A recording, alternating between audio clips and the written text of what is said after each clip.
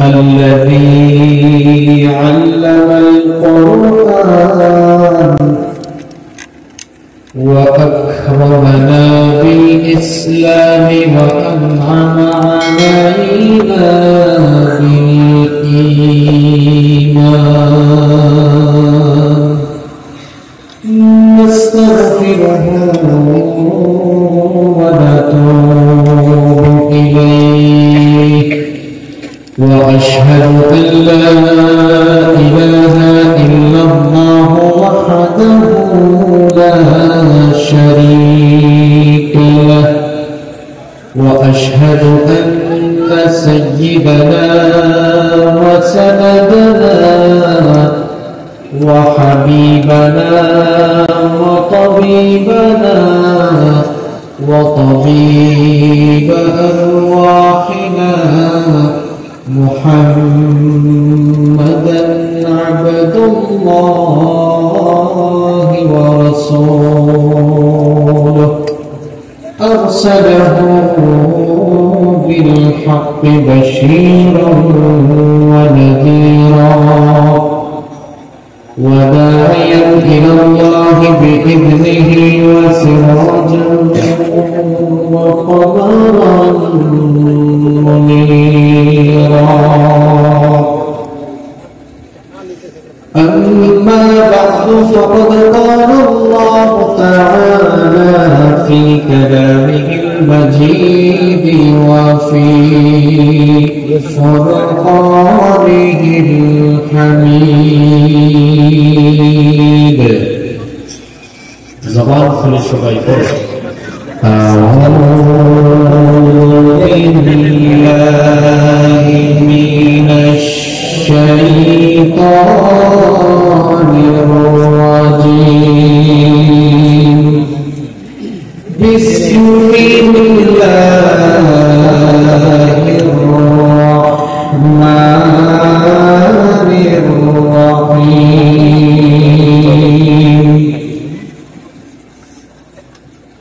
إن الله اشترى من المؤمنين أنفسهم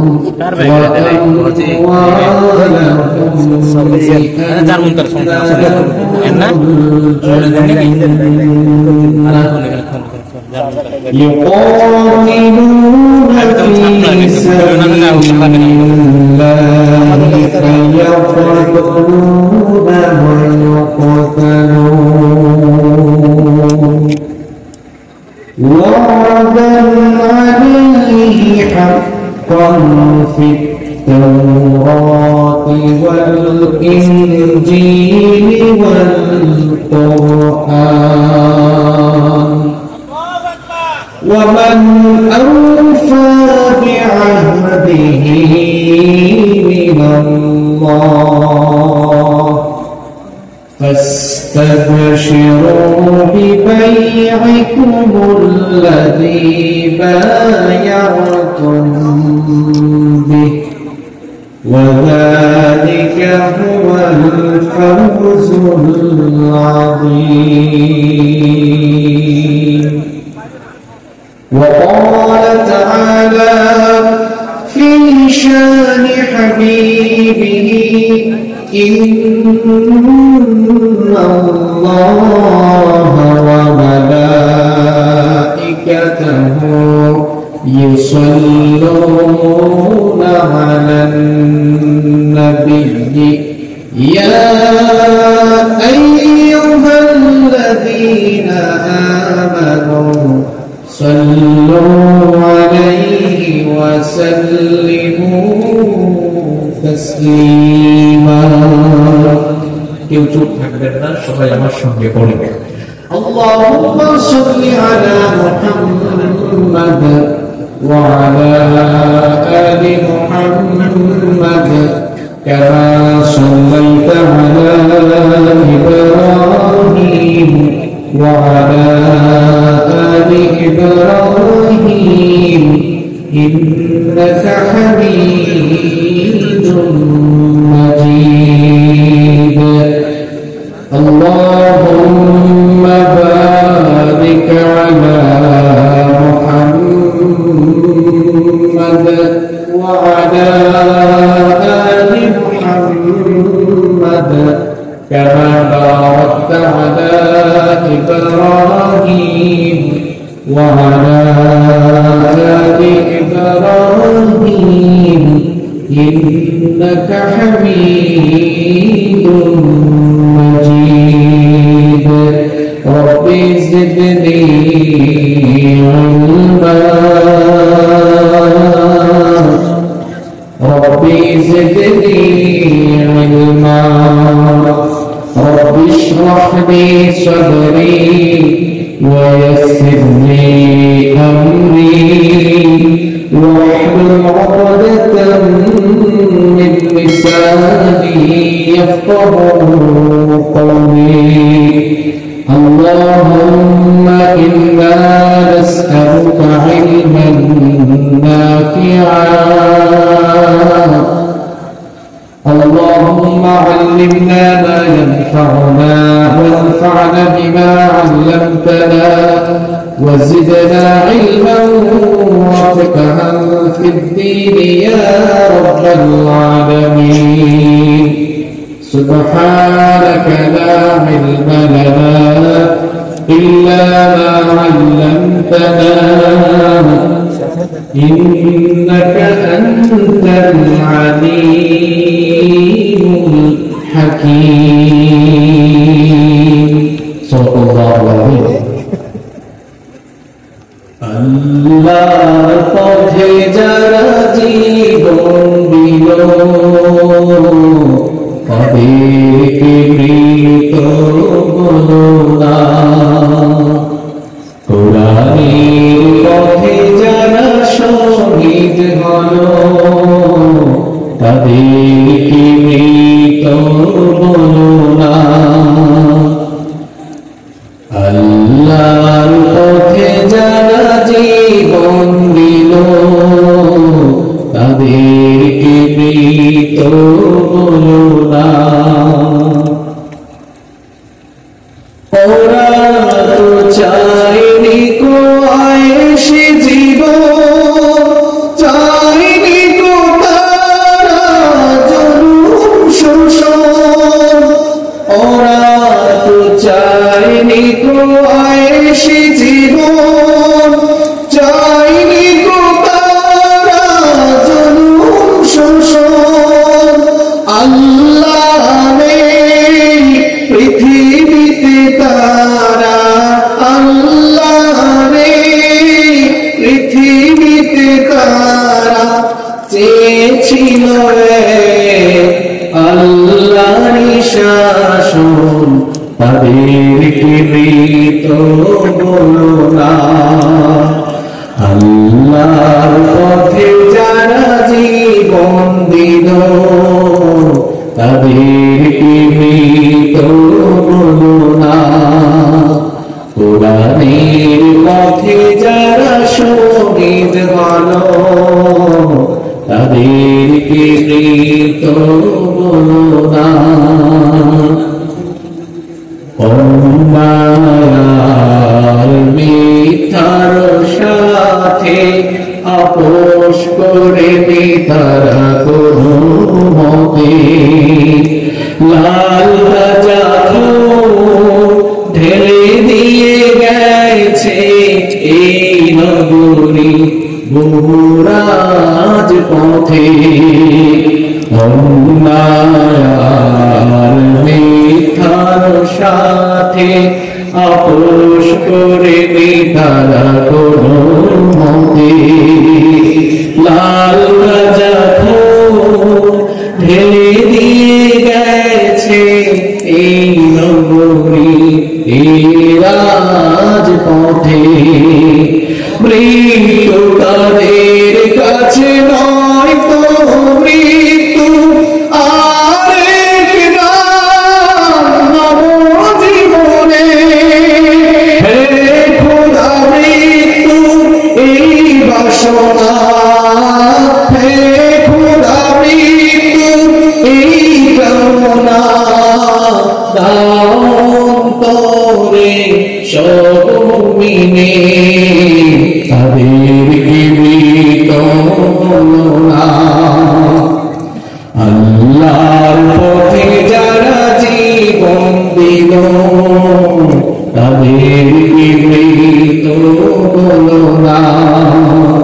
কোরআনের পথে যারা শহীদ হলো তাদেরকে মৃত বলো না। আল্লাহর পথে যারা জীবন দিল তাদেরকে মৃত বলো না।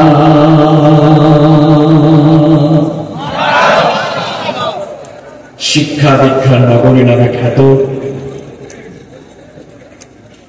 এবং আমের ভূমি নামে খ্যাত বাংলাদেশের ঐতিহ্যবাহী জেলা রাজশাহী জেলার তানোর পৌরসভায় অবস্থিত তালন্দ আদর্শ সংঘের উদ্যোগে আয়োজিত আজকের এই ঐতিহাসিক তাফসীরুল কোরআন মাহফিলে মুহতারাম সদর ভাজন সভাপতি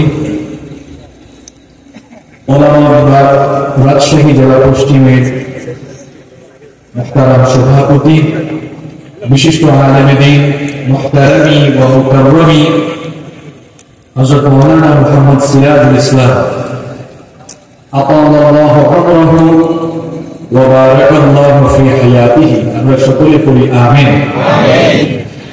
সহ সভাপতিত্ব করছেন বিশিষ্ট আলেমে দ্বীন এবং বিশিষ্ট শিক্ষাবিদ মোহাম্মদপুর ডিগ্রি কলেজের সম্মানিত প্রভাষক মাওলানা আবুল কালাম আজাদ হাফিজাহুল্লাহ ওয়া রাআহ।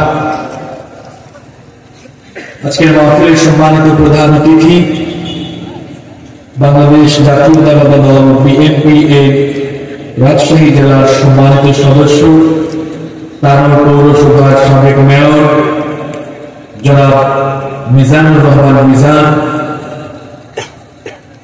বিলম্বিত হওয়ায় আজকের মাহফিলে উপস্থিত থাকতে পারেননি, কিন্তু শেষ দিবসের প্রধান মেহমান ছিলেন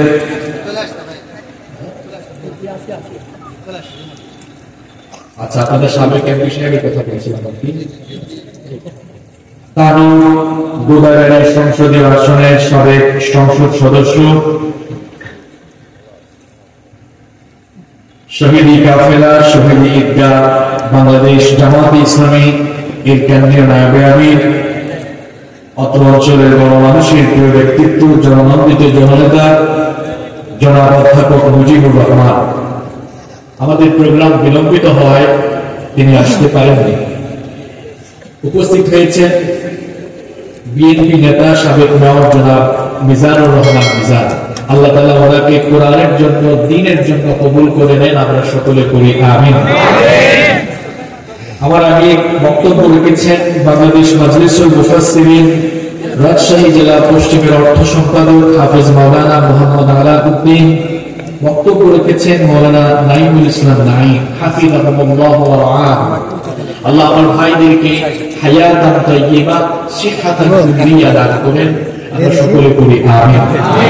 মাহফিলের মঞ্চে বসে আছেন আমাদের উস্তাদ তুল্য সম্মানিত শ্রদ্ধাভাজন ওলামা ইকেরাম, এসেছেন বিভিন্ন মসজিদে খুতাবা এবং আইম্মা ইকেরাম, উপস্থিত হয়েছেন বিভিন্ন মাদ্রাসার আসাতিদা ইকেরাম, এসেছেন স্কুল কলেজের সম্মানিত স্যারেরা, উপস্থিত বিভিন্ন রাজনৈতিক দলের সম্মানিত নেতৃবৃন্দ, সামাজিক নেতৃবৃন্দ, ডানে বামে বসে আছেন অত্র এলাকার সম্মানিত এবং বিশিষ্ট ব্যক্তিবর্গ, উপস্থিত সম্মানিত ব্যবসায়ী ভাইরা, আমার সামনে বসা পিতৃতুল্য সম্মানিত মুরব্বিয়ানে আযম, যুগে যুগে আল্লাহর জমিনে আল্লাহর দ্বীন প্রতিষ্ঠায় যারা অগ্রসেনানীর ভূমিকা পালন করেছেন, আমার কলিজার টুকরা প্রিয় যুবক তরুণ এবং ছাত্র ভাইয়েরা, পর্দার অন্তরায় থেকে সমন্বতা সম্মানিতা মা এবং বোনেরা, উপস্থিত মিডিয়ার প্রিয় কর্মী এবং সাংবাদিক ভাইয়েরা, প্রশাসন এবং গোয়েন্দা সংস্থার সম্মানিত ভাইয়েরা, প্রিয় তালন্দ তানোর তথা আমার প্রিয় রাজশাহীবাসী, আপনারা সবাই কেমন আছেন? আপনি কেমন আছেন? আমাকে আপনারা জিজ্ঞেস করেছেন, এজন্য আপনাদের প্রতি কৃতজ্ঞতা জ্ঞাপন করছি। আলহামদুলিল্লাহ আলা কুল্লি হাল ওয়া ফি কুল্লি মাকান। আল্লাহ আমাকেও ভালো রেখেছেন, আমাদের সবাইকে সুস্থতার সাথে বাঁচিয়ে রেখে আজকের এই সুন্দর, পবিত্র এবং জান্নাতি আয়োজনে আমাদেরকে শামিল হওয়ার তৌফিক যিনি দান করেছেন তিনি কে? আল্লাহ। সেই মহান রবের দরবারে হৃদয়ের সবটুকু ভালোবাসা, আবেগ, অনুভূতিকে উজাড় করে দিয়ে খুশি মনে প্রাণবন্ত আওয়াজে উচ্চ কণ্ঠে কালিমাতুশ শুকর আদায় করে আমরা সকলেই পড়ছি আলহামদুলিল্লাহ। সম্মানিত উপস্থিতি, উপস্থাপক বলেছেন রাজশাহীতে আমি প্রথম। আসলে রাজশাহীতে আমি প্রথম নই, প্রতি বছরই রাজশাহীতে আসা হয়। আমাদের প্রোগ্রামগুলো আমরা ডিভিশন ওয়াইজ সেট করার কারণে প্রত্যেকটি বিভাগে নির্ধারিত সংখ্যক প্রোগ্রাম যখন আমাদের ফিল আপ হয়ে যায়, এর বাহিরে আর প্রোগ্রাম করার কোনো সুযোগ থাকে না। বাংলাদেশে 460টারও বেশি উপজেলা আছে, তাহলে প্রত্যেক উপজেলায় একদিন করে গেলেও 1.5 বছর সময় লাগবে। কিন্তু বাংলাদেশে আমরা প্রোগ্রাম করার সময় পাই মাত্র 4 থেকে 4.5 মাস, যার কারণে আমাদের ইচ্ছে থাকলেও সকল এলাকায় যাওয়া সম্ভব হয়ে ওঠে না। এই রাজশাহীকে আমরা সবাই শিক্ষা, দীক্ষা, ভদ্রতা, নম্রতার নগরী হিসেবে জানি। এবং আপনাদের এত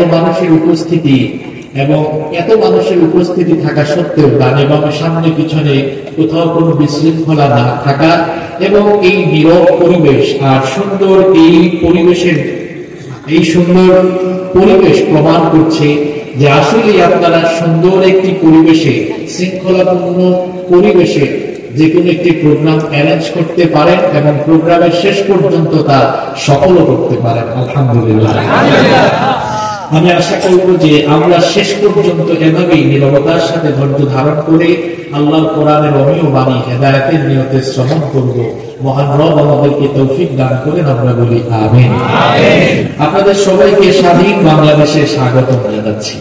আমরা এক নতুন বাংলাদেশ পেয়েছি, আলহামদুলিল্লাহ। আমরা যারা সারা দেশে কথা বলতাম, আমরাও স্বাধীন ছিলাম না।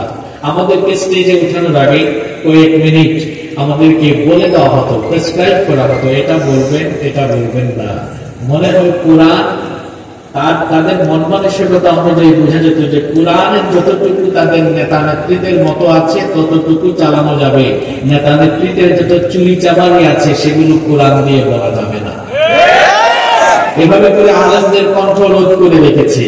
যে সকল আলেমরা কথা বলতেন সে সকল আলেমদেরকে জেলখানায় নিয়ে গিয়ে কাউকে আয়না ঘরে ঢুকিয়ে দিয়েছে।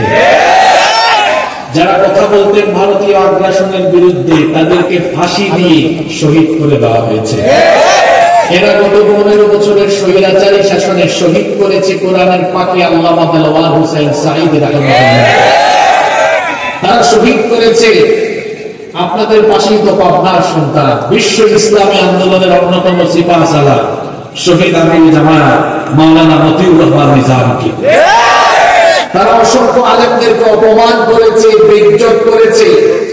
তারা বিরোধী দল বা তাদের মতের বিরোধিতাকারী প্রত্যেকের উপরে জুলুম নির্যাতন করে গোটা বাংলাদেশকে তারা নির্যাতন নিপীড়নে পিষ্ট করেছে। তাদের সেই দুঃশাসন, অপশাসন এবং নির্মমতা, নির্যাতন, নিপীড়নের ফলাফল হিসাবে আল্লাহ তাআলা আবাবিল হিসাবে এই ছাত্র জনতাকে দিয়ে নীরব উত্থান ঘটিয়ে তাদেরকে আল্লাহ তাআলা তাদের মামু বাড়ি দিল্লিতে যাওয়ার ব্যবস্থা করেছেন। এই ঘটনা প্রমাণ করেছে বাড়াবাড়ির পরিণতি কখনো ভালো হয় না। আরে উলামা কোরআন আন্দোলনের সাথে যারা বিরোধিতা করবে তারাই অধঃপতন আর ধ্বংসের অতল গহ্বরে নিপতিত হবে।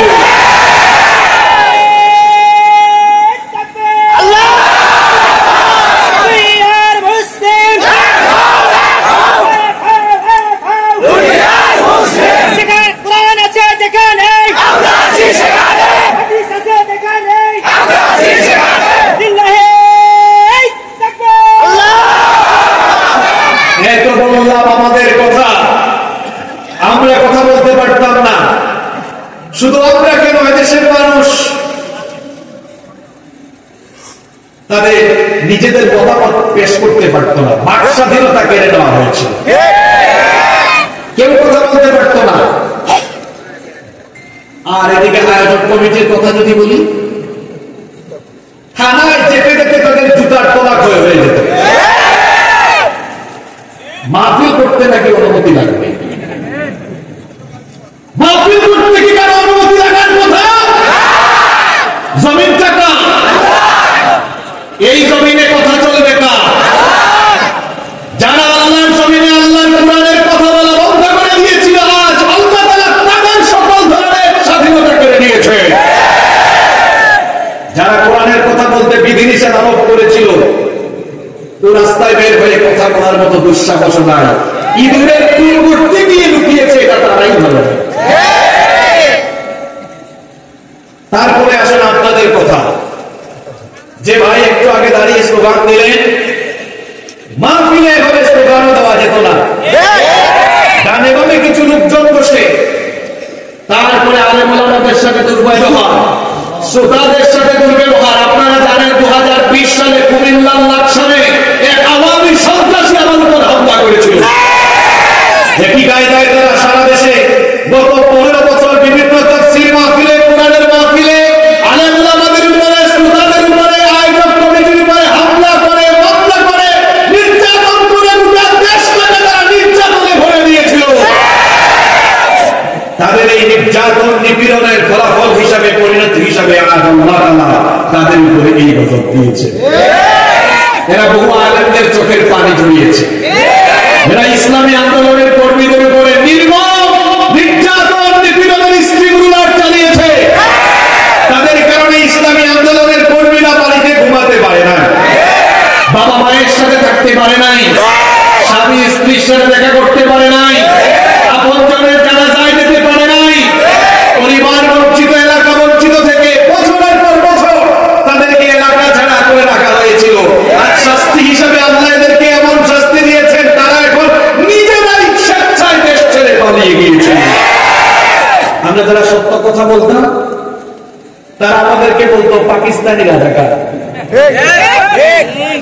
আমরা স্বৈরাচারের আমলে সত্য কথা বলেছি, মামলা খেয়েছি, আমাদের অনেক ভাইরা জেলে গিয়েছেন, কিন্তু কেউ কি পালিয়ে পাকিস্তানে গিয়েছে? জোরে বলে।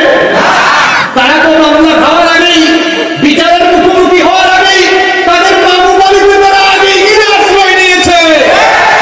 আমাদেরকে তারা বলতো পাকিস্তানি রাজাকার। আমরা কিন্তু পাকিস্তানের সাথে কোনো সম্পর্ক রাখিনি, পাকিস্তানে আমাদের যাতায়াতে নেই, যাতায়াত নাই। বরং আমাদেরকে যারা বলে পাকিস্তানি রাজাকার, তারা তাদের কর্মকাণ্ডে এখন প্রমাণ দিয়েছে ওরা ভারতীয় রাজাকার। সেজন্য পালিয়েছে কোথায়?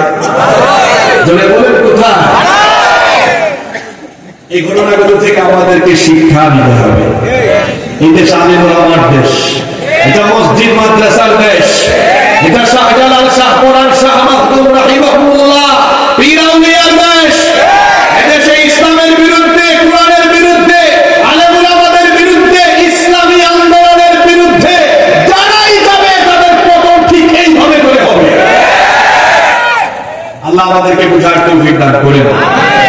আপনারা আমাকে কয়েক মিনিট আজকে সময় দিবেন তো? যাতে আগে কারা উঠে যাবেন, কথা দিলেন তো? আল্লাহ আমাদেরকে শেষ পর্যন্ত ধৈর্য ধারণ করে আমলের নিয়তে আল্লাহর কোরআনে হেদায়েতের বাণীগুলো শ্রবণ করার তৌফিক দান করেন। সম্মানিত রাজশাহীবাসী, আমি আপনাদের সামনে কোরআনুল কারীমের 9 নম্বর সূরা সূরাতুত তাওবা এর 111 নম্বর আয়াতে কারীমা তেলাওয়াত করেছি। যে সূরার আয়াত তেলাওয়াত করেছি, সূরার নাম হলো সূরাতুত তাওবা। আমরা সবাই একবার বলি, সূরাটার নাম সূরাতুত তাওবা। এই সূরার যে আয়াত তেলাওয়াত করলাম, আয়াত নাম্বার হলো 111। এই আয়াতে আল্লাহ তাআলা প্রকৃত মুমিনের পরিচয় দিয়েছেন এবং তাদের পরিণতির কথা বলেছেন। আমরা সবাই সত্যিকারের মুমিন, প্রকৃত মুমিন হতে চাই কি চাই না?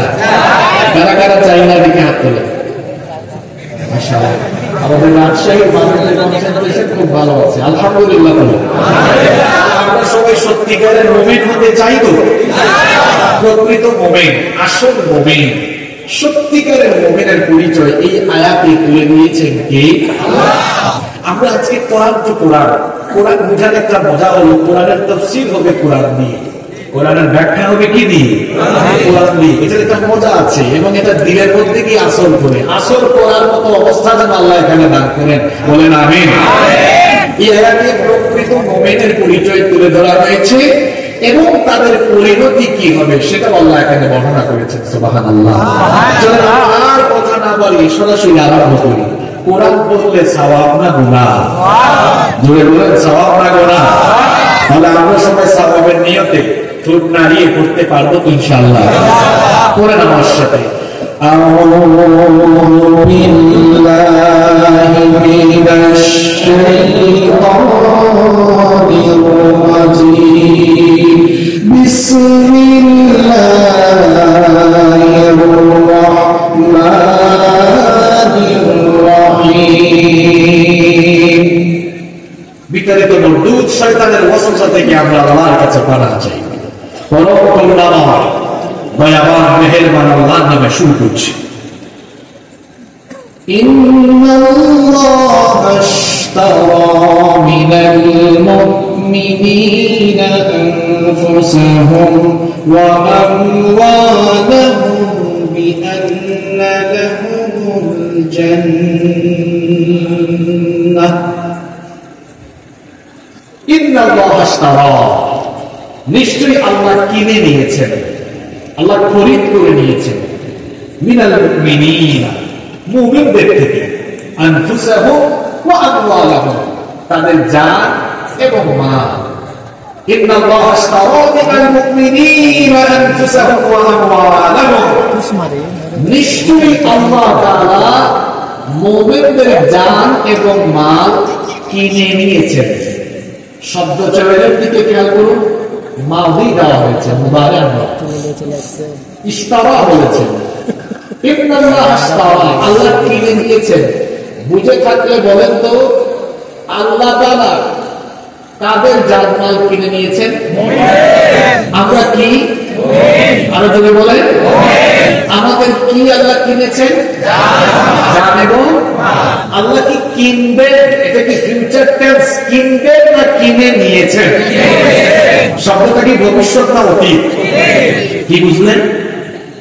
আল্লাহ কিনে নিয়েছেন, তাহলে মুমিনের জান এবং মাল এটা আল্লাহ কিনে নিয়েছেন। তার মানে মুমিন হতে হলে জান মাল আগেই আল্লাহর কাছে বিক্রি করে দেওয়া লাগবে, এরপরে মুমিন হওয়া লাগবে। তাহলে আমরা মুমিন হতে হলে জান মাল আগে বাকি বিক্রি করে দিতে হবে কার কাছে? আল্লাহর কাছে। পৃথিবীতে দুই ক্যাটাগরির মানুষ আছে, কোরআন তার পরিচয় দিচ্ছে। কোরআন বলছে এক শ্রেণী এরা জানমাল বিক্রি করে দিয়ে ঈমানদার হয়েছে, আরেক শ্রেণী জানমাল বিক্রি করে না, এরা বড় আখিরাতের বিনিময়ে দুনিয়া কিনে নিয়েছে। কোরআনে কারীমে তাদের পরিচয় ভাবে তুলে ধরছে।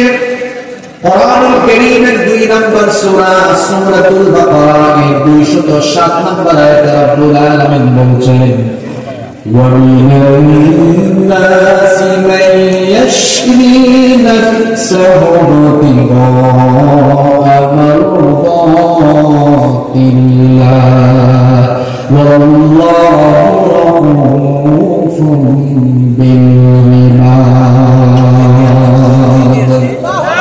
আল্লাহ তাআলা বলেন, নিশ্চয়ই মানুষের মধ্যে এমন কিছু লোক আছে যারা কেবলমাত্র আল্লাহর সন্তুষ্টির জন্য নিজেদেরকে আল্লাহর রাহে আল্লাহর কাছে বিক্রি করে দিয়েছে। আল্লাহু আকবার।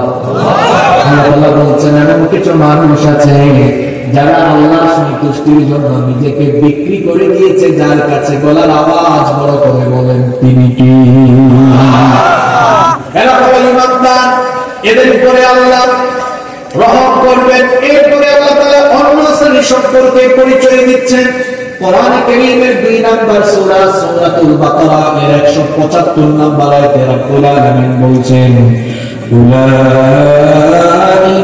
উলাইকাল্লাযীনা ইশতারাউ আদ-দালালাতা বিল-হুদা ওয়াল-আযাবা বিল-মাগফিরা ফামা আসবারহুম আলান নার। আল্লাহ তাআলা বলছেন, আর যারা নিজেদেরকে আল্লাহর কাছে বিক্রি করে নিয়ে এদের পরিচয় বলে, এরা হলো তারা আল্লাযীনা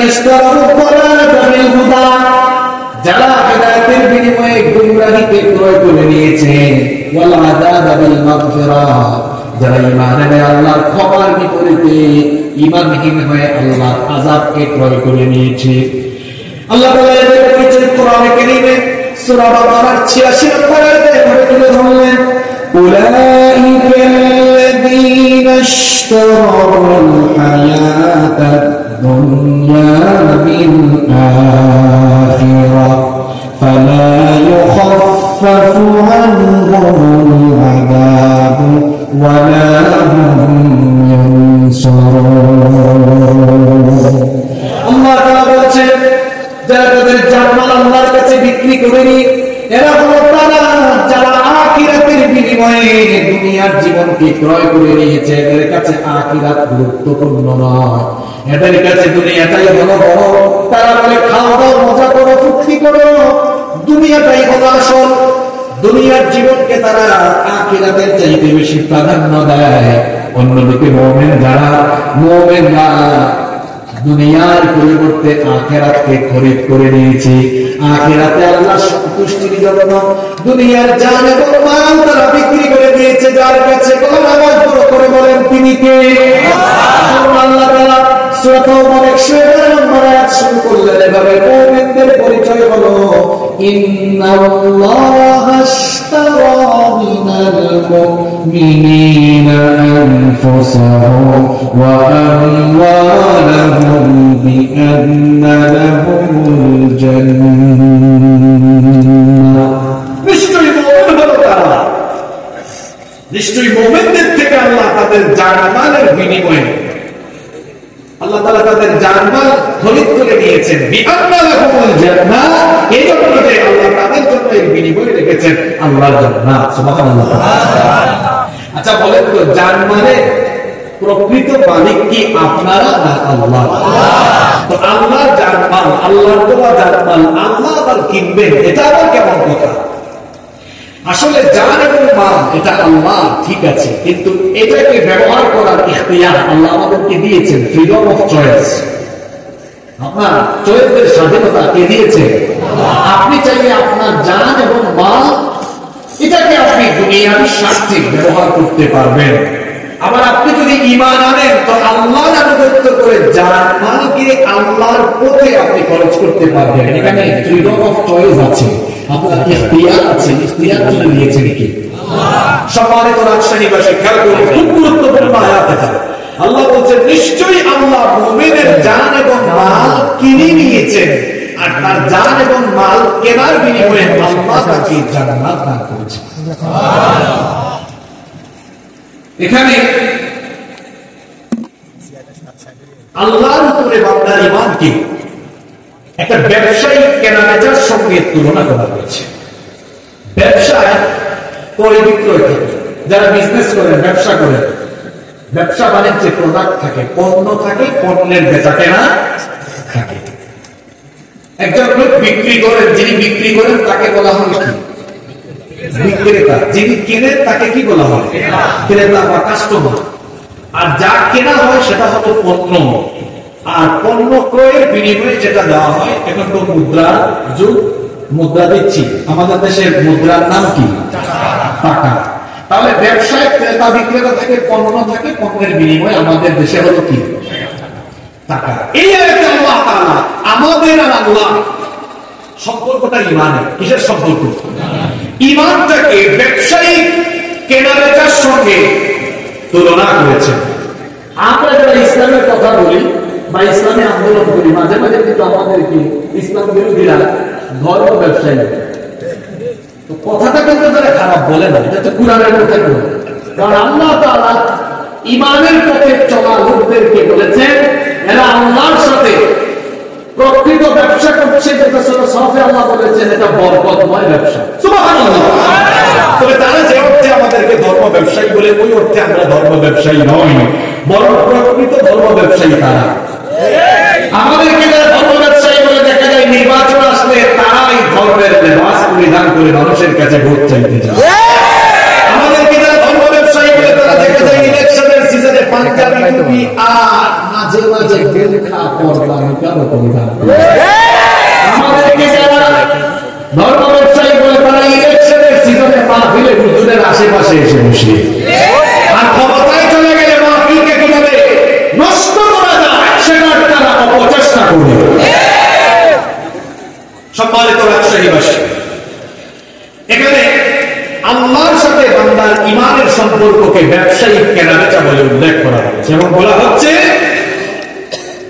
যে বান্দা তার জান এবং মালকে আল্লাহর কাছে যদি বিক্রি করে, আল্লাহ এটা কিনবে, আল্লাহ কেনার বিনিময়ে, জানমালের বিনিময়ে আল্লাহ বান্দাকে জান্নাত দান করে দেবে। বলেন, বিনিময় হিসাবে জান্নাতের চাইতে আর উত্তম কোন বিনিময় আছে? উত্তম কোন বিনিময় আছে? রব্বুল আলামিন আল্লাহর সাথে বান্দার এই ব্যবসায়িক কেনাবেচার সম্পর্ককে, ঈমানী এই সম্পর্ককে উত্তম ব্যবসা বলে অভিহিত করেছেন। কোরআনে কারীমের 61 নম্বর সূরা সূরাতুস সাফের 10 নম্বর আয়াত থেকে আল্লাহ তাআলা বলছেন, ইয়া আইয়ুহাল্লাযীনা আমানু হাল আদুল্লুকুম আলা তিজারাতিন তুনজিকুম মিন আযাবিন আলীম। হে বিশ্বাসীরা, হে ঈমানদারেরা, আমি কি তোমাদেরকে এমন একটি ব্যবসার সন্ধান দেব না যেই ব্যবসা করলে পরে রব্বুল আলামিন তোমাদেরকে কিয়ামতের দিন কঠিন আযাব থেকে বাঁচিয়ে দিবে। আমরা সবাই কিয়ামতের দিন আল্লাহর আযাব থেকে বাঁচতে চাই কি চাই না? আরো জোরে বলেন, চাই কি চাই না? আল্লাহ বলছেন, তাহলে বান্দা এমন একটা ব্যবসা আমার সাথে করো যে ব্যবসা করলে পরে আমি তোমাকে আখিরাতে কিয়ামতে আযাব থেকে বাঁচিয়ে দিব। আমরা আল্লাহর কাছে জিজ্ঞেস করলাম, ওগো আমাদের রব, কি ব্যবসা, কোন ব্যবসাটা আপনার সাথে আমরা করব আপনি জানিয়ে দেন। পরে আল্লাহ বলে দিলেন, ব্যবসার সবচেয়ে ব্যবসাটা হলো এমন। এই ব্যবসা কিসের ব্যবসা? শুনে, এটা পেঁয়াজের ব্যবসা, চালের ব্যবসা, না গমের ব্যবসা, নাকি টিনের ব্যবসা, নাকি টাইলসের ব্যবসা, না হার্ডওয়্যারের ব্যবসা? কিসের ব্যবসা? বল শুনে। আল্লাহ বলছেন, বান্দারে আমার সাথে ব্যবসাটা তোমার কেমন হবে শোনো। তুমিনুনা বিল্লাহি ওয়া রাসূলিহি ওয়া তুজাহিদুনা ফি সাবিলিল্লাহি বিআমওয়ালিকুম ওয়া আনফুসিকুম যালিকুম খায়রুন লাকুম ইন কুনতুম তা'লামুন। আল্লাহ তাআলা বলেন, সে ব্যবসাটা হলো তোমরা আল্লাহ এবং তার রাসূলের উপর ঈমান আনয়ন করবে। এই তোমরা তোমাদের জান এবং মাল দিয়ে আল্লাহর রাস্তায় তোমরা জিহাদ করবে। তাহলে এখানে বলা হলো জান এবং মাল দিয়ে লড়াই করতে হবে কার পথে? এই হলো উত্তম ব্যবসা। আল্লাহ বলছেন, যদি বান্দা তুমি বুঝতে পারো, এই ব্যবসা যদি তুমি করতে পারো, তোমার জান এবং মাল যদি তুমি আল্লাহর রাহে বিলীন করে দিয়ে তুমি যদি আল্লাহর সাথে ব্যবসা করতে পারো, আল্লাহ পরের আয়াতগুলোতে বলছেন, তাহলে বান্দা আমি তোমাকে পুরস্কার দিব 3টা। জোরে বলেন কয়টা? আরো জোরে বলেন কয়টা? 3টা পুরস্কার আল্লাহ দিবেন। কি সেই 3টা পুরস্কার? আল্লাহ বলছেন, ইয়াগফির লাকুম যুনুবাকুম ওয়া ইউদখিলকুম জান্নাতিন তাজরি মিন তাহতিহাল আনহার ওয়া মাসাকিন তাইয়্যিবাতান ফি জান্নাতি আদন যালিকাল ফাওজুল আযীম ওয়া উখরা তুহিব্বুনাহা নাসরুম মিনাল্লাহি ওয়া ফাতহুন قريب وبشر المؤمنين। আল্লাহ বলেছেন, তুমি যদি আমার সাথে ব্যবসা করতে পারো, 1 নাম্বার পুরস্কার হলো বান্দা ইয়াগফির লাকুম যুনুবাকুম, তোমার যত গুনাহ আছে সকল গুনাহ আমি মাফ করে দিব। মনে আছে না? চলে গেছে হচ্ছে কার? আল্লাহ। 1 নাম্বার তোমার সব গুনাহ আমি মাফ করে দিব। 2 নাম্বার হলো বান্দারে তোমাকে এমন জান্নাতে আমি প্রবেশ করাবো যে জান্নাতের তলদেশ দিয়ে ঝরনা ধারা বহমান হয়েছে। আমি তোমাকে চিরস্থায়ী বসবাসের উত্তম নিবাস হিসেবে সেই জান্নাতে ঢুকাবো। আর 3 নাম্বার পুরস্কার হলো এই পুরস্কারটা হলো এমন, আল্লাহ বলছেন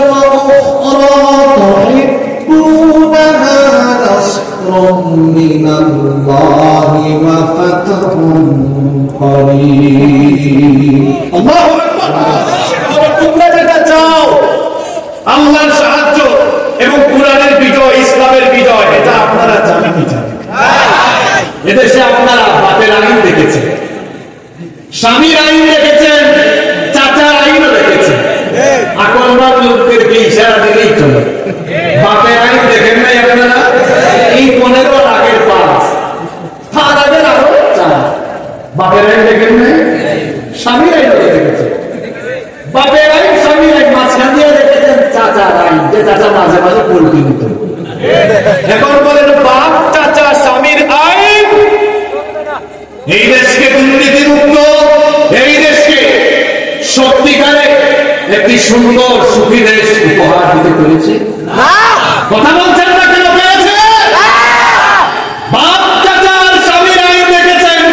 এবার আমি আপনাদেরকে অনুরোধ করবো, একবার আপনারা কুরআনের আইন চালু হওয়ার জন্য সুযোগ দিয়ে দেখেন, বাংলাদেশ করতে যাবে ইনশাআল্লাহ।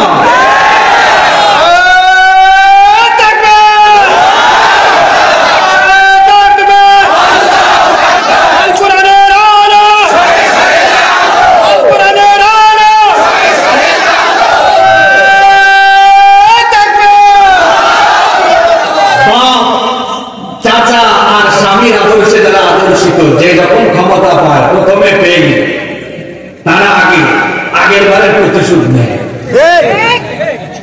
আর আমরা যারা বাংলাদেশে কুরআনের আইন কায়েমের স্বপ্ন দেখি, আমরা বলি আমরা বদলা দিব না, আমরা বদলে দিব। আমরা কি করবো? আসল প্রতিশোধ। আমাদেরকে যে অপরাধে নির্যাতন করা হলো, আমরা কুরআনের কথা বলি, আমরা কুরআনের রাষ্ট্র কায়েম করতে চাই। তো আমাদেরকে যে কারণে নির্যাতন করা হয়েছে, আমরা সেটাই ঘটাবো বাংলাদেশে। কুরআনের আইন কায়েম করে আমরা বদলা দিব ইনশাআল্লাহ। আমাদের শহীদরা রক্ত দিয়েছেন, জীবন দিয়েছেন। এই রক্ত আর জীবনের বদলা হিসাবে আমরা বাংলাদেশে কুরআনের রাজ কায়েমের জন্য ঐক্যবদ্ধভাবে আমরা কুরআন আন্দোলনের সামিল থাকতে কারা কারা রাজি, হাত তুলে আল্লাহকে দেখা।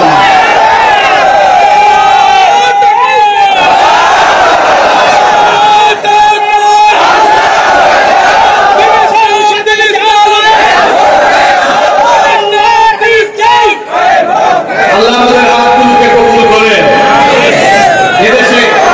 এদেশে আমি বলি কি, এদেশে সম্পদের অভাব নাই, আছে শুধু ভালো মানুষের অভাব। দেখেন না, জাতির ঘাড়ে যত টাকা ঋণের বোঝা চাপিয়ে দিয়েছে, তার চাইতে বেশি টাকা পাচার। এদেশে সম্পদের অভাব আছে।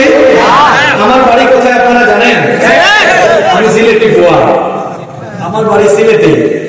আমার সিলেটে আল্লাহ এত নিয়ামত দিয়েছেন, সেখানে আছে পাথরের খনি, আছে কয়লার খনি, আছে সেখানে চায়ের সম্পদ, গ্যাসের সম্পদ। এই বাংলাদেশে উত্তরবঙ্গে গেলে পরে দেখা যায় ফসলের সমারোহ। আপনাদের রাজশাহীতে আসতে শুধু আমরা, এদেশের প্রতি ইঞ্চি জমি লিচু এখানে আছে, প্রতি ইঞ্চি জমি এত উর্বর। আল্লাহ এদেশের মাটিকে এত উর্বর করে দিয়েছেন, যাই চাষাবাদ করা হয় তাই হয়ে যায়। সুবহানাল্লাহ। সম্পদের অভাব আছে? কথা বলেন, সম্পদের অভাব আছে? আছে শুধু ভালো মানুষের অভাব। যে রকমই সুযোগ পেয়েছে বাংলাদেশ তাকে লুটে পুটে পুটে খেয়েছে। এখন বাংলাদেশের দরকার সত্যিকারে সৎ, আমানতদার আর আখিরাতের জবাবদিহি যাদের অন্তরে আছে, সে ধরনের বিশ্বস্ত, চরিত্রবান, আল্লাহওয়ালা মানুষের দরকার। কোন ছাত্র জনতাকে আমরা বলতে চাই যে ছাত্ররা, কিশোরেরা, তরুণেরা এই বাংলাদেশকে পরিবর্তনের লক্ষ্যে যারা আবাবিলের ভূমিকায় অবতীর্ণ হয়ে স্বৈরাচারের পতন ঘটিয়েছে, আমি সেই ছাত্রদেরকে, তরুণ যুবক ভাইদেরকে বলতে চাই, আমার প্রিয় ভাইয়েরা, এই বাংলাদেশকে গত 50 বছরের বেশি সময় ধরে বাপ, চাচা আর স্বামীর আদর্শ পরিবর্তনের চেষ্টা করা হয়েছে, কেউ পরিবর্তন করতে পারে নাই। একবার আপনারা কুরআন ওয়ালাদের হাতে, আলেম উলামাদের হাতে এই বাংলাদেশ দিয়ে দেখেন, বাংলাদেশ পরিবর্তন হয়ে যাবে ইনশাআল্লাহ। আমরা চাই কি চাই না? এই সুযোগকে আমরা আর হাতছাড়া করব না। বাংলাদেশের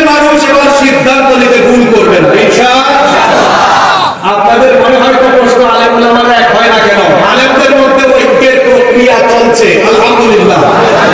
আমরা দেশের কওমি আলিয়া হেফাজত জামাত চরমুনাই যত ইসলামী দল আছে সকল দল মত এবং ইসলামপন্থীদের মাঝখানে মতানৈক্যের দেয়াল ভেঙে দিয়ে আমরা সবাই এক টেবিলে শীঘ্রই বসবো ইনশাআল্লাহ। এবং আমরা ঐক্যবদ্ধ হয়ে এই বাংলাদেশে কুরআনী শাসন আমরা সবাইকে নিয়ে কায়েম করব ইনশাআল্লাহ। আপনারা থাকবেন তো ইনশাআল্লাহ? আপনারা আলেম উলামাদের সাথে থাকবেন তো ইনশাআল্লাহ? আপনারা পীর মাশায়েখদের সাথে আলেম উলামাদের সাথে আছেন তো? আল্লাহ কবুল করেন। তাহলে আমাদের সাথে আল্লাহর ঈমানের সম্পর্ককে আল্লাহ ব্যবসায়িক বেচাকেনার সাথে তুলনা করে বলেছেন, এই যে আমরা জান এবং মাল আল্লাহর কাছে বিক্রি করে দিলাম, এটাকে আল্লাহ বরকতময় ব্যবসা বলেছেন। সুবহানাল্লাহ বলবেন না? যারা তাদের জান এবং মাল জান্নাতের বিনিময়ে আল্লাহর কাছে বিক্রি করে দিয়েছে, আল্লাহ বলছেন এটা তারা উত্তম ব্যবসা করেছে। আর যারা দুনিয়ার স্বার্থে দুনিয়ার মোহে পড়ে জান্নাত আল্লাহর কাছে বিক্রি করতে পারেনি, সেই সকল ঈমান করা ব্যক্তিদেরকে আল্লাহ বলছেন এদের কোনো ব্যবসা লাভজনক হয়নি, দুনিয়া শেষ আখিরাত শেষ। এজন্য আল্লাহ সূরা বাকারার 16 নম্বর আয়াতে তাদের ব্যাপারে বলেছেন, উলাইকাল্লাযীনা ইশতারাদ-দালালাতা বিল-হুদা ফামা রাবিহাত তিজারাতুহুম ওয়া মা কানু মুহতাদিন। আল্লাহ তাআলা বলছেন যারা আল্লাহর কাছে জান মাল বিক্রি করতে পারেনি, সেই সকল লোকেরা হেদায়েতের বিনিময়ে গুমরাহিতে ক্রয় করে নিয়েছে। এরা তাদের জান মাল দুনিয়ার স্বার্থে খরচ করে, এরা তাদের জান মাল দুনিয়ার মুখে খরচ করে, ফামা রাবিহাত তিজারাতুহুম ওয়া মা কানু মুহতাদিন। আল্লাহ বলেছেন তাদের এই ব্যবসা লাভজনক হয়নি এবং তারা হেদায়েত প্রাপ্ত হতে পারেনি। প্রকৃত হেদায়েত প্রাপ্ত হলো তারা জান মাল আল্লাহর কাছে বিক্রি করে দিয়েছে। যারা তাদের জান আর মাল আল্লাহর কাছে বিক্রি করে দেবে, বলেন তো আমাদের জান আর মাল চিরস্থায়ী না ক্ষণস্থায়ী? আস্তে বলবেন না, বলেন তো আমাদের জান মাল চিরস্থায়ী না ক্ষণস্থায়ী? জান্নাত হলো ক্ষণস্থায়ী না চিরস্থায়ী? জান্নাতে যাবে, সেখান থেকে কি বের হওয়ার কোনো সুযোগ আছে নাকি? খালিদিনা ফিহা, আল্লাহ বলেছেন সেখানে তারা চিরকাল থাকবে। আল্লাহু আকবার। তাহলে আপনি যদি দুনিয়ার ক্ষণস্থায়ী জান আর মালকে আল্লাহর কাছে বিক্রি করে দিতে পারেন, তাহলে দুনিয়ার ক্ষণস্থায়ী জান মালের পরিবর্তে আল্লাহ তাআলা আপনাকে চিরস্থায়ী জান্নাতের মালিক বানিয়ে দিবেন। সম্মানিত ভাই, তাহলে এই জান মাল আল্লাহর কাছে বিক্রি করে দেব তো ইনশাআল্লাহ? সবাই বলছেন তো ইনশাআল্লাহ? এখন ধরা খেয়ে যাবেন, মন খারাপ করতে পারবেন না। সত্যি সত্যি বিক্রি করেছেন তো ইনশাআল্লাহ? আপনি ফ্লাইট দেখে আমরা কে বিক্রি করলাম। এই যে মোবাইল মানে উনি আমার কাছে বিক্রি করে দিলেন, বিক্রি করার পরে এটার মালিক এখন উনি না আমি? বলেন কে? আমি। এখন এটা আমার কথায় ইউজ হবে না ওনার কথা মতো ইউজ হবে? আমার মতো। তাহলে আপনি যদি আপনার জানমাল আল্লাহর কাছে বিক্রি করে দেন, তাহলে আপনার জানমাল কি আপনার নিজের ইচ্ছা যেখানে সেখানে বের করবে না আল্লাহর মতো করে? আল্লাহ বলে। এবার আমাকে জবাব দিবেন না, নিজের বিবেককে নিজে প্রশ্ন করেন তো।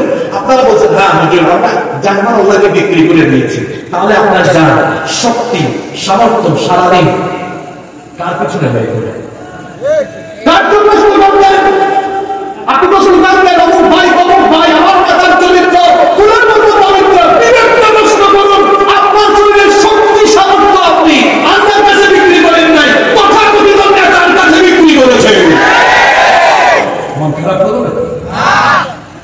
আপনি তো বলেছেন হ্যাঁ আমি আমার জান বিক্রি করেছি, আসলে বিক্রি করেছেন আপনি আপনার জান আপনার শক্তি তথাকথিত নেতা নেত্রীর কাছে বিক্রি করেছেন। এজন্য তারা যা বলে আপনি চামচার মতো গোলামের মতো তা মানেন। যুবকদেরকে বলছি, আপনার এই যৌবন এই তারুণ্য কোন নেতা চামচামি করার জন্য দেওয়া হয় নাই, এই যৌবনের তারুণ্য দেওয়া হয়েছে আল্লাহর জমিনে আল্লাহর দ্বীন কায়েম করার জন্য। কোন নেতার পেছনে গিয়ে যুবকেরা স্লোগান দাও? যারা আল্লাহর জমিনে আল্লাহর দ্বীন কায়েমের স্লোগান দেয়, যারা আল্লাহর জমিনে আল্লাহু আকবারের স্লোগান দেয়, রাসূলুল্লাহর নামে স্লোগান দেয়, তাদের শক্তি যারা হবে এরাই সত্যিকারের ঈমানদার হবে। কথা ক্লিয়ার না ভেজাল আছে? ক্লিয়ার আছে তো? তাহলে আমরা প্রধান হুজুর জান বিক্রি করেছি, অথচ মনের মধ্যে অপরাধী আছে। আসলে বিক্রি করতে পারি। এবার আসি মাল সম্পদ। সম্পদ আমি খরচ করছি, তথাকথিত নেতা বলেছেন এটা করতে, ওটা করতে, এত হাজার মানুষ আমি খরচ করছি। এটা কি আমি আল্লাহর জন্য খরচ করছি? আমার সম্পদ, আমার মাল খরচ হবে সাহাবায়ে কেরাম যেভাবে তাদের ধন সম্পদ আল্লাহর দ্বীন কায়েমের জন্য খরচ করেছেন, ঠিক একই ভূমিকা আমার জান, আমার মাল সব আমি খরচ করবো আল্লাহর দ্বীনের সাথে, ঠিক কিনা বলেন? তাহলে আমরা যদি আল্লাহর কাছে জানমাল বিক্রি করে দিই, এই জানমাল কখনোই আমরা আমাদের মধ্যে খরচ করতে পারবো না। যার ইচ্ছায় এগুলি পরিচালিত করতে হবে। যদি বলেন তো তুমি কি? এজন্য আল্লাহ বলছেন, শোনো শোনো বান্দা, যদি তুমি তোমার জান আর মাল আমার কাছে বিক্রি করো, বিনিময়ে তো জান্নাত দিব, তবে তুমি তোমার জান এবং মাল কোথায় কিভাবে খরচ করবা বান্দারে শোনো। আল্লাহ তাআলা বলছেন, সেই সত্যিকারের মুমিন যারা যার মাল আমার কাছে বিক্রি করেছে তাদের আমার পরিচয় হলো, যারা পারেন আমার সঙ্গে পড়ে ইউকাতিলুনা ফি সাবিলিল্লাহি ফায়াকতুলুনা ওয়া ইউকাতালুন। আল্লাহ তাআলা বলছেন তাদের পরিচয় হলো ইউকাতিলুনা ফি সাবিলিল্লাহ,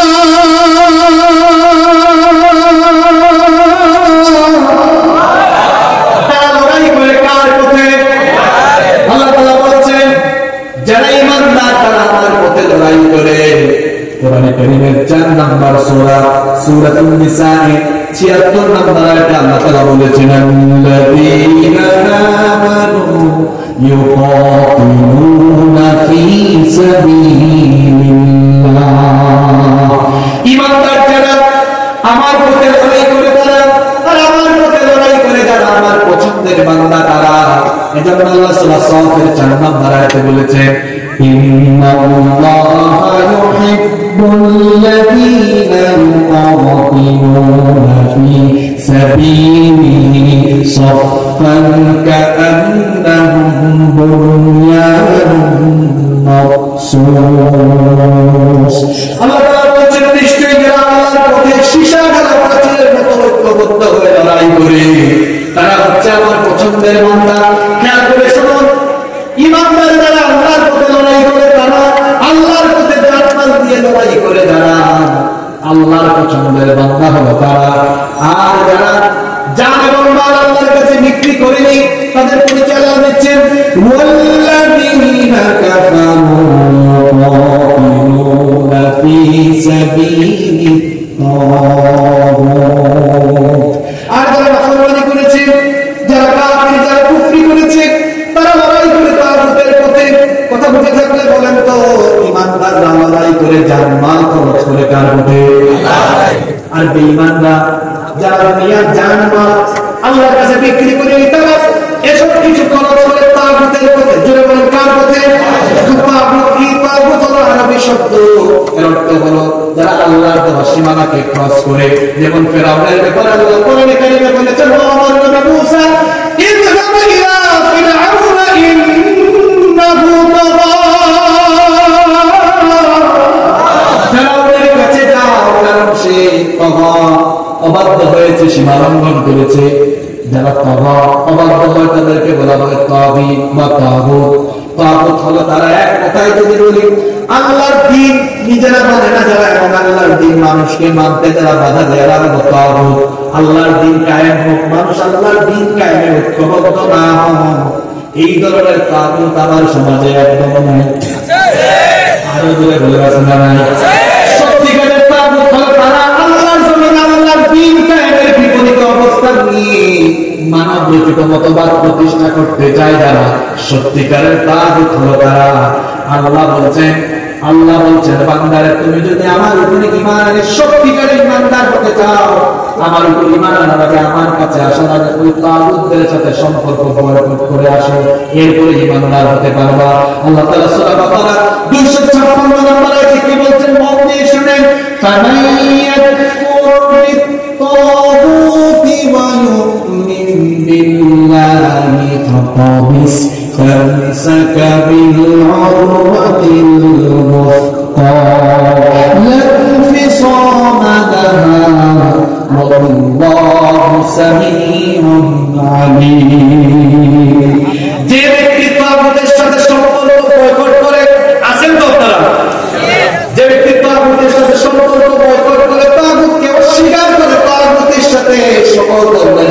সম্পর্ক ছিন্ন করে ওয়ায়ুমিন বিল্লাহ এবং আল্লাহর উপর ঈমান আনে ফাকাদ ইসতামসাকা বিল উরওয়াতিল উসকা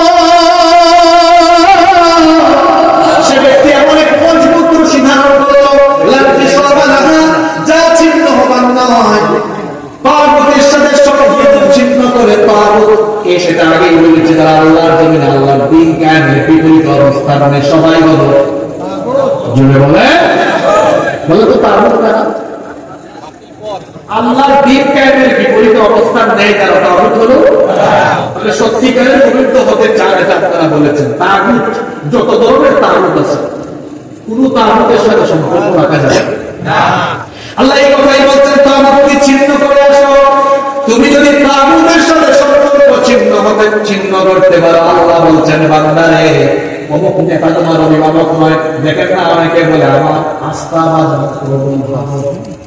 আল্লাহ বলছেন তুমি যদি তাগুত ছিন্ন করে আসতে পারো তোমার অভিভাবক কোনো মানুষ নয় আমি আল্লাহ নিজে তোমার অভিভাবক হয়ে যাব আল্লাহ কি বলছেন শুনুন কোরআন আয়াতে আল্লাহু ওয়ালিয়ুল্লাযীনা আমানু يخرجهم من الظلمات إلى النور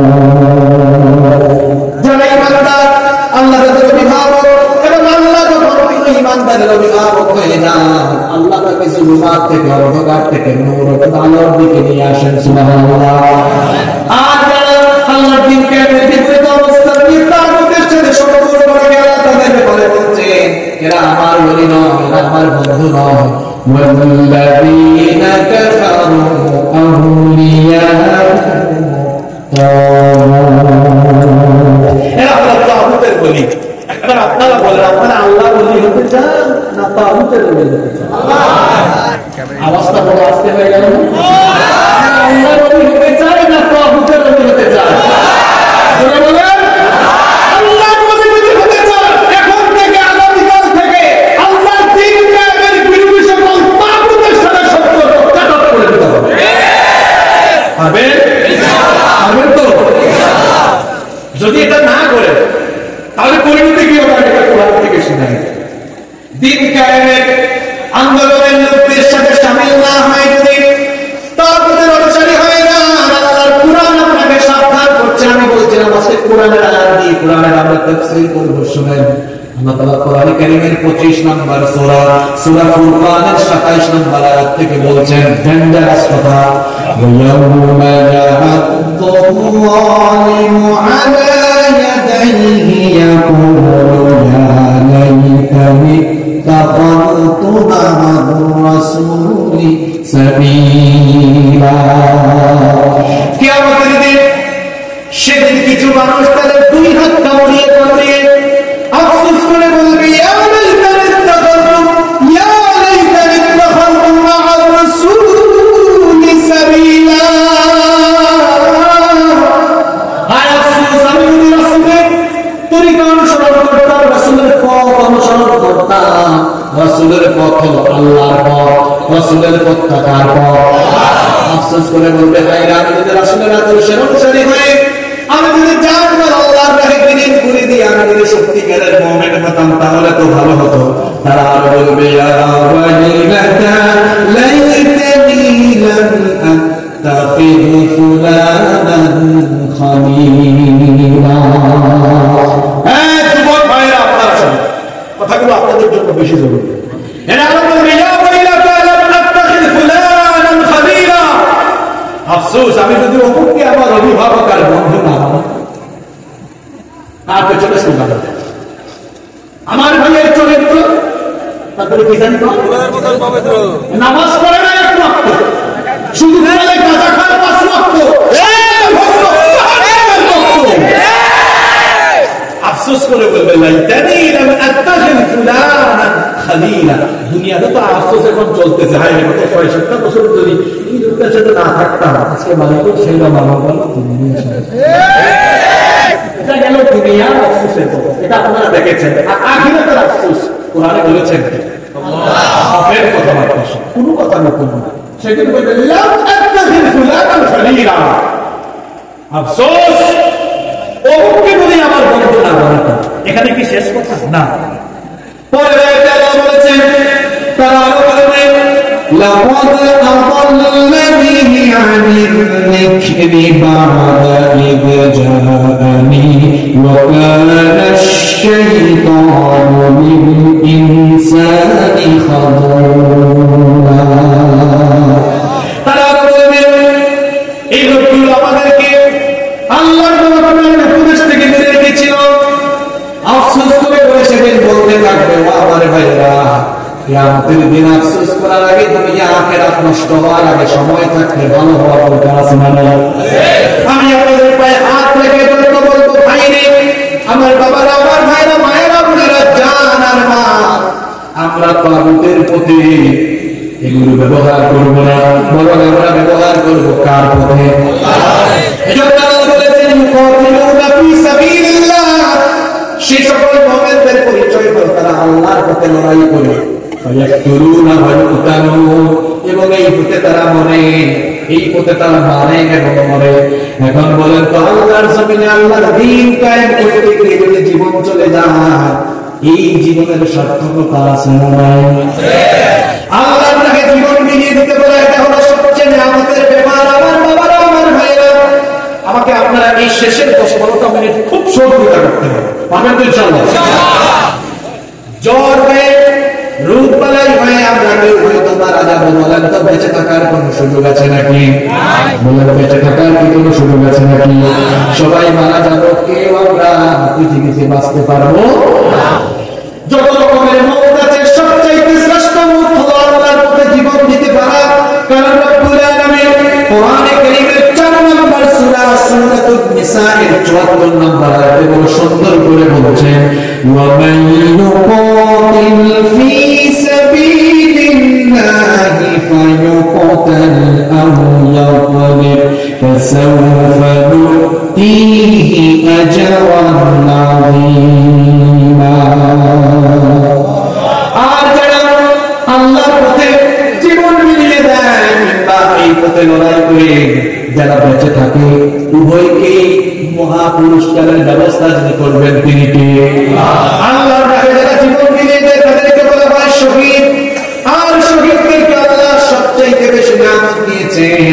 শুনেন, তিরমিজি শরীফ থেকে আপনাদেরকে একটা হাদিস শোনান। আল্লাহর রাসূল বলেছেন, লিশ-শাহীদি ইনদাল্লাহি সিত্তু খিসাল, আল্লাহর দরবারে শহীদের 6টি বৈশিষ্ট্য, 6টি মর্যাদা রয়েছে। আল্লাহর রাস্তায় যে সকল শহীদেরা জীবন দেয়, সেই সকল শহীদদের আল্লাহর কাছে কয়টা মর্যাদা রয়েছে? যারা বলেন কয়টা? 1 নম্বর হলো ইউফারু লাহু ফি আউয়ালি দাফাতিন, 1 নম্বর হলো শহীদের শরীর থেকে যখন প্রথম রক্তের ফোঁটা পড়ে যায়, তখনই তার সমস্ত গুনাহগুলো মাফ হয়ে যায়। শুধু তাই নয়, শহীদের শরীর থেকে যখন তার প্রাণ চলে যায়, সঙ্গে সঙ্গে তার চক্ষু দিয়ে আল্লাহ তার জান্নাতের অবস্থান দেখিয়ে দেন। শহীদেরা জীবন, শহীদেরা মরণের সময় মরণের যে ব্যথা আছে, যন্ত্রণা আছে, তা অনুভব করতে পারে না। একজন মানুষ যখন মারা যায়, সাকরাত আছে, মৃত্যুর যন্ত্রণা তো অবশ্যই আছে, কিন্তু আল্লাহ হাবিব বলেছেন, হাতের মধ্যে চিমটি কাটলে যে সামান্য ব্যথা লাগে, শহীদেরা তার চাইতে কম যন্ত্রণা তার শহীদ হওয়ার সময় অনুভব করে। আমি যদি উদাহরণ দিই, তাহলে উদাহরণ দেওয়া হবে একটা বাচ্চা শিশু, দুগ্ধ শিশু যেমন কান্না করলে তার মা এসে তাকে যখন দুধ পান করায়, আর দুধ পান করে করে বাচ্চা শিশুটা যেমন ঘুমিয়ে যায়, শহীদেরা যখন শহীদ হয়ে দুনিয়া থেকে চলে যায়, ফেরেশতারা যখন জান্নাত তার চোখের সামনে তুলে ধরে, জান্নাতের দৃশ্য দেখতে দেখতে আরাম করে তারা ঘুমিয়ে যায়। এটা হলো শহীদের 1 নম্বর মর্যাদা। 2 নম্বর হলো কবরের মধ্যে সবার হিসাব বিচার আছে না নাই? কিন্তু এক শ্রেণীর মানুষ যারা শহীদ হয়, শহীদের কাছ থেকে কবরের মধ্যে কোনো প্রশ্ন, কবরের মধ্যে কোনো হিসাব দিবেন না, বিচার করবেন না, তাদেরকে আল্লাহ কবরের শাস্তি থেকে পরিত্রাণ করে দিবেন। 3 নম্বর হলো ওয়ায়াকমানু মিনাল ফাযাইল আকবার, কিয়ামতের মহাভীতি থেকে তাদেরকে আল্লাহ নিরাপত্তা দান করবেন। 4 রাসিহি তাজুল ওয়াকার ইয়াকুতুহু মিনহা খায়রুম মিনাদ দুনিয়া ওয়া মা ফিহা। 4 নম্বর হলো কিয়ামতের ময়দানে ইয়াকুত পাথরের তৈরি মুকুট আল্লাহ তাদের মাথার মধ্যে পরিধান করাবেন। যা হবে দুনিয়া এবং দুনিয়ায় যা কিছু আছে সব কিছুর চাইতে উত্তম, বলেন সুবহানাল্লাহ। 5 নম্বর হলো ويزوج 72 زوجة من الحور العين। ডাগর চক্ষু বিশিষ্ট 70 জন হুরের সঙ্গে 72 জন হুরের সঙ্গে আল্লাহ তাআলা তাদের বিবাহের ব্যবস্থা করে দিবেন। আল্লাহ বলেন সুবহানাল্লাহ। এরপরে 6 নম্বর হলো শাফাউ ফি সাবিলিনা মিন আকারিবিহি। ওই শহীদ তার নিকটাত্মীয়দের মধ্যে এই 70 জনের জন্য কিয়ামতের দিন আল্লাহর কাছে সুপারিশ করতে পারবে। শহীদদেরকে আল্লাহ এত মর্যাদা দিয়েছেন, শহীদরা শহীদ হওয়ার পর তাদের কোনো হিসাব হয় না, কোনো বিচার হয় না। আমি আপনি অসুস্থ হয়ে মারা গেলে, ক্যান্সার হয়ে মারা গেলে, অ্যাক্সিডেন্টে বা যে কোনো কায়দায় মারা গেলে হিসাব না হবে, বিচার করা হবে। কিন্তু শহীদদের থেকে আল্লাহ কোনো হিসাবও করবেন না, বিচারও করবেন না। বিনা বিচারে বিনা হিসাবে আল্লাহ তাদেরকে জান্নাত দিয়ে দিবেন। যুবকরা আছে না ঘুমিয়ে গেছে? শাহাদাতের মওত হলো শ্রেষ্ঠ মওত। শাহাদাতের মওত হলো এটার মতো সাহাবীরা বাসর বলে নতুন বউ ফেলে দিয়ে শহীদ হওয়ার জন্য চলে গেছে। আপনি অনুভূতি বুঝেন না? বিয়ে করার পরে তো 2-3 সপ্তাহ অফিস থেকে ছুটি নিয়ে নতুন বউয়ের সাথে সময় কাটানো। ওইদিকে হানজালা রাদিয়াল্লাহু আনহু যাকে বলা হয় রাসূলুল মালাইকা, ফেরেশতাদের গোসল দিয়েছে। আল্লাহু আকবার! দুনিয়ার কোনো মানুষ না, গোসল দিয়েছে ফেরেশতা। বাসর ঘর থেকে নতুন বউ ফেলে জিহাদের ময়দানে শহীদ। সুবহানাল্লাহ বলবেন না? মুতার যুদ্ধের শহীদ আব্দুল্লাহ বিন রাওয়াহা বাসর ঘরে থেকে ফেলে দিয়ে তারপরে শহীদ হয়েছে। আরো একজন যুবকের কাহিনী আমার মনে পড়ে গেল, ঘটনাটাকে বলবো। জুলাইবিব রাদিয়াল্লাহু আনহু, আমার জুলাইবিব ছিলেন আমার যুবক তরুণ কলেজ বিশ্ববিদ্যালয়ের ছাত্র ভাইরা শোনে। জুলাইবিব ছিলেন আপনাদের মতো একজন অল্প বয়সী তরুণ, অল্প বয়সী যুবক। অখ্যাত গোত্রের অখ্যাত বংশের একজন লোক ছিলেন তিনি। খুবই গরিব মানুষ, অত্যন্ত নিঃস্ব অসহায় দরিদ্র পরিবারের মানুষ। চেহারাটা ছিল কুৎসিত, কেউ কেউ তাকে দামিম বলে ডাকতেন। আরবিতে দামিম শব্দের অর্থ হলো কুৎসিত চেহারার অধিকারী।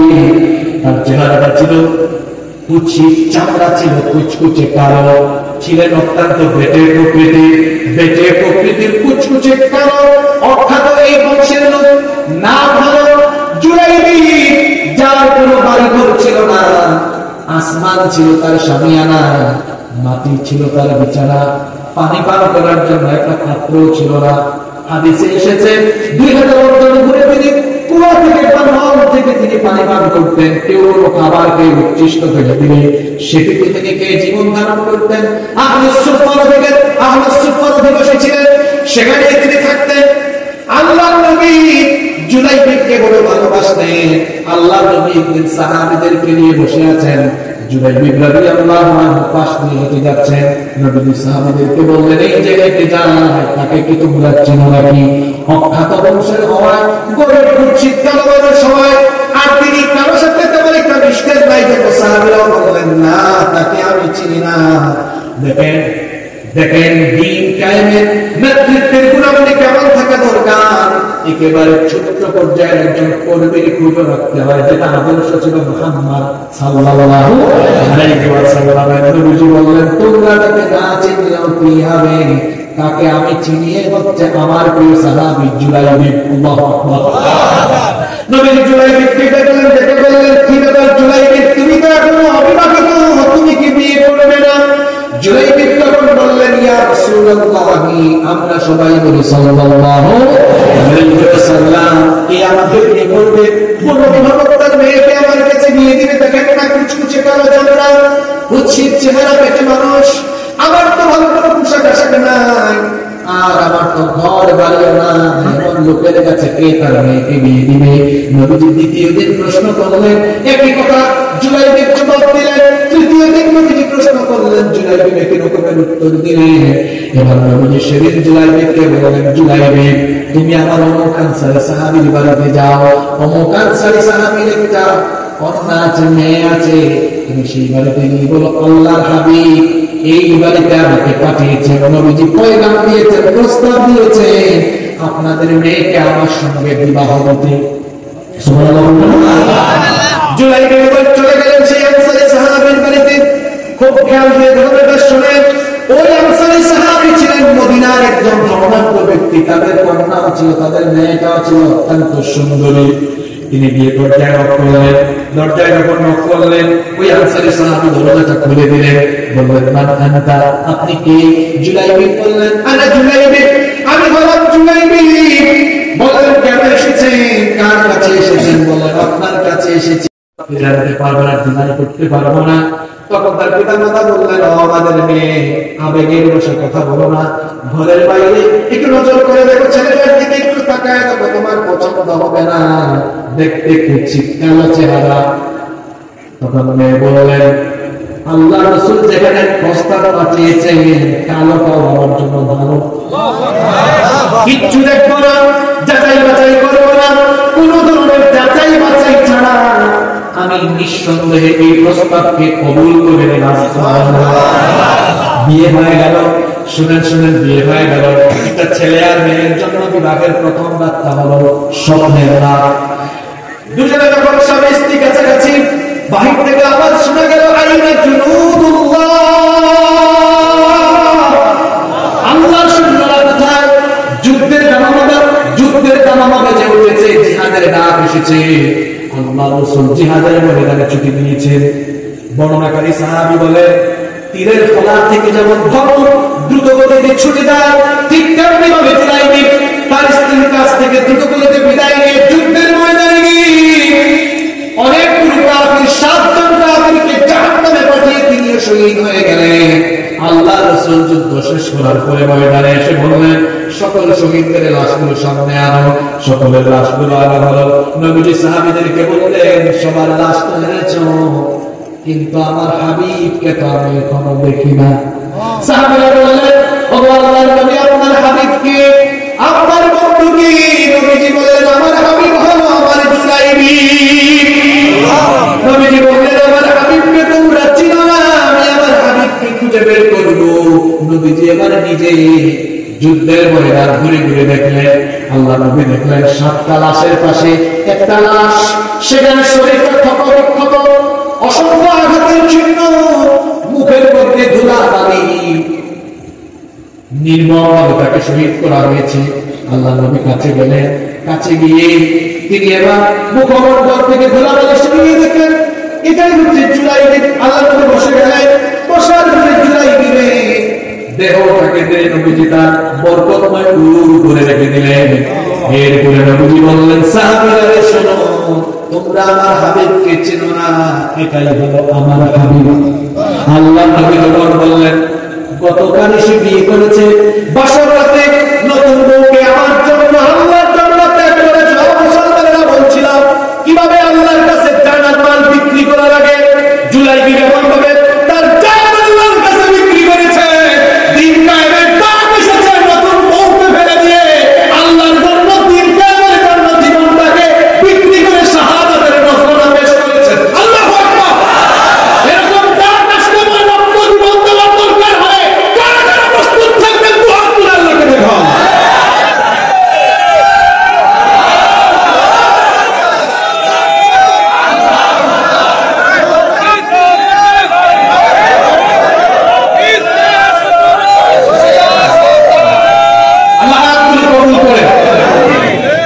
সম্মানিত ভাইরা, ঘটনা কিন্তু শেষ না, শুনতেছেন তো আপনারা? আল্লাহ রাসূল তখন বললেন, জুলাইবিবের দিকে তাকিয়ে বললেন আনা মিন্নি ওয়া আনতা মিন্নি। হাদিসের বর্ণনা করছি, নবীজি বললেন আনা মিন্নি ওয়া আনতা মিন্নি, তুমি আমার, আমি হলাম তোমার। এই যুবক ভাইরা, তোমরা একটা গাল ফেটতে বলো তুমি আমার, আমি তোমার। অথচ এটা হওয়া উচিত ছিল হে আল্লাহ, হে আমার রাসূল, আমি আপনার আর আপনি আমার, ঠিক কি না? আল্লাহ রাসূল জুলাইবিবকে বললেন জুলাইবিব তুমি আমার, আমি নবীজি জুলাইবিবের মাথাটাকে, দেহটাকে ডান দিকে ঘুরাই দিলেন। সাহাবীরা নবীজি বললেন আমার জুলাইবি বড় লজ্জাশীল মানুষ, আমার জুলাইবির শাহাদাতে আল্লাহ এত খুশি হয়েছেন, সে শহীদ হওয়ার সঙ্গে সঙ্গে জান্নাতি গুণেরা তাকে রিসিভ করার জন্য অভ্যর্থনা জানাতে এগিয়ে আসছে। সেজন্য লজ্জা না পায়, সেজন্য তার দেহটাকে আমি ঘুরে আসছি। সুবহানাল্লাহ। এইরকম করে শাহাদাতের জজবা, শাহাদাতের তামান্না দিলের ভিতরে রাখতে হবে, মনে রাখতে হবে শাহাদাতের মৌত হলো শ্রেষ্ঠ মৌত। এজন্য দেখবেন যারা আল্লাহর কথা বলে, রাসূলের কথা বলে, দ্বীনের কথা বলে, দ্বীন কায়েমের জন্য তাদের জীবন যখন চলে যায় খারাপ লাগে না, হাসতে হাসতে বিচিত্র দেখিয়ে জীবনটাকে আল্লাহর কাছে বিলীন করে দিতে হবে। কেন দিয়ে যায় আপনি এটা বুঝেন না? কারণ শহীদেরা পৃথিবীতে থাকতে জান্নাতের গন্ধ, জান্নাতের গন্ধ নাকে পেয়ে যায়। সুবহানাল্লাহ। এজন্য শাহাদাতের তামান্না দিলের মধ্যে রাখবেন। নবীজি বলেছেন মান সাআলাল্লাহু শাহাদাতা বিসিদকিন বাল্লাগাহুল্লাহু মানাজিলাশ শুহাদা'i ওয়া ইম্মা তাআলা ফিরাশিক। যে ব্যক্তি অন্তরের মধ্যে শাহাদাতের তামান্না, শাহাদাতের কামনা বাসনা রাখবে, সে যদি শহীদ না হয়, বিছানায় মারা যায়, শাহাদাতের তামান্না থাকার কারণে আল্লাহ তাকে শহীদি মর্যাদা দান করে দিবে। মরতেই হবে যখন শহীদি বরণ দিও আমাকে, মরতেই হবে যখন শহীদি বরণ দিও আমাকে। শাহাদাত জানি শুধুই জীবন, সে মরণ দিও আমাকে, মরতেই হবে যখন শহীদি মরণ দিও আমাকে। আমাকে শহীদ করে সেই মিছিলে শামিল করে নিও, যেই মিছিলের নেতা আমির হামজা, খুবাইব খাব্বা আল্লাহর ছিল যারা অতি প্রিয়, শহীদ করে নিও। সৈয়দ কুতুব হাসান আল বান্না যেই মিছিলে হলো গণ্য, বেরলো ভীতি তুমি, বেরলো ভীতি তুমি সৈয়দ কুতুব, সেই মিছিলের সাথী মরণ তো একদিন আসবে জানি, মিনতি তোমার কাছে চিরজীবনে সেই মরণ আমায় দিও, শহীদ করে নিও। আমাকে শহীদ করে সেই মিছিলে শামিল করে নিও। বলেন আমিন। আল্লাহর জমিনে আল্লাহর দ্বীন কায়েমের জন্য শহীদ হওয়া লাগবে ইনশাআল্লাহ। এই বাংলাদেশে ইসলাম কায়েমের জন্য, কোরআনের রাষ্ট্র কায়েমের জন্য আমাদের বহু ভাইয়েরা শহীদ হয়েছে। শাহাদাত বন্ধ হয়ে যাবে, হয়তো আরো হাজার হাজার লক্ষ লক্ষ ভাইকে শাহাদাতের ইত্যাগে শামিল হওয়া লাগতে পারে। এমনিতেই রাজশাহীর জমিনকে শহীদদের জমিন বলা হয়। যদি এই দেশে ইসলাম কায়েমের জন্য আরো রক্ত আর জীবন দিয়ে শাহাদাতের মাঝখানে পেশ করা লাগে, রাজশাহীর এই মানুষেরা শহীদের রক্ত স্নাত এই রাজশাহীর জমিন, রাজশাহীর মানুষ তাকে ঘরে বসে থাকবে নাকি জীবন দেওয়ার জন্য প্রস্তুত থাকবে? আল্লাহ আমাদেরকে কবুল করুন। এটা করলে কি হবে? আল্লাহ জান্নাত দিবে। এই ওয়াদা করেছেন কে? আল্লাহ। তাহলে জান্নাত দিব কার পথে? আল্লাহ। আজকে থেকে জান্নাত আল্লাহর পথে দেওয়ার নিয়ত করেছেন তো? ইনশাআল্লাহ। আল্লাহ কোরআনে জানের কথা বলে বলেছেন, মালের কথা। আমরা মাল আসলেই দিতে পারবো তো আল্লাহর পথে? শক্তি দিতে পারবো তো? টেস্ট হয়ে যাচ্ছে। আসলে আমরা পারবো না। দেখি কারা কারা পারবো, হাত তুলে আল্লাহকে দেবে। এখন এই পরীক্ষা এখন এই জায়গাতে হয়ে যাবে। যুবক ভাইয়ের একটু চাদর নিয়ে ঢুকে দেখি আমার ভাইয়ের এই পরীক্ষা কেমন পাস করতে পারে। এখন এই মাহফিলে আমরা আল্লাহর পথে, এই যে একটা কোরআনের মাহফিল আয়োজন করা হলো, এখানে কিছু খরচ হয়েছে, এই খরচে আমরাও সামিল হলে এটা কার পথে খরচ হবে? জোরে বলেন, কার পথে খরচ হবে? আমরা কি মাঝখানে 2টা মিনিট আমরা একটু সাপোর্ট দিতে পারবো ইনশাআল্লাহ? আমাকে আর 5 মিনিট করবেন না তো? মা বোনদের প্যান্ডেলে, মহিলাদের প্যান্ডেলে চাদর যাবে। আমার রাজশাহী মা বোনেরা অত্যন্ত দানশীল, দিন প্রিয়, ইসলাম প্রিয়। আমার মা বোনদের অনুরোধ করছি আপনারাও সবাই সামিল হবেন ইনশাআল্লাহ।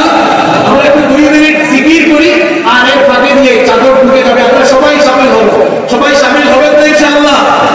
ইনশাআল্লাহ। নামাজ তো শুরু হয়ে গেল, সবাই সামিল হবেন তো? জিকির করেন তো, লা ইলাহা ইল্লাল্লাহ সুবহানাল্লাহ ওয়ালহামদুলিল্লাহ লা ইলাহা ইল্লাল্লাহ। চতুর্দিক থেকে বাইরে ঢুকে যায়। সুবহানাল্লাহ ওয়ালহামদুলিল্লাহ লা ইলাহা ইল্লাল্লাহ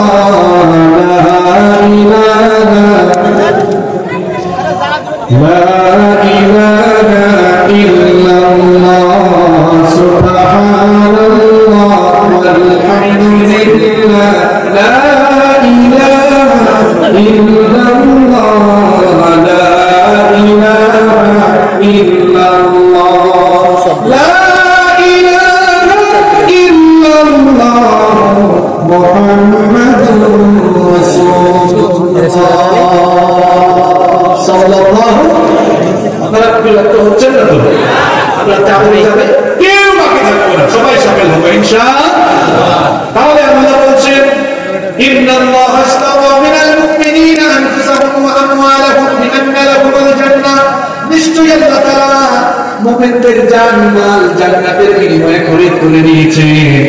সেই সকল মুমিন হলো তারা ইউকাতিলুনা ফি সাবিলিল্লাহি ফায়াকতুলুনা ওয়া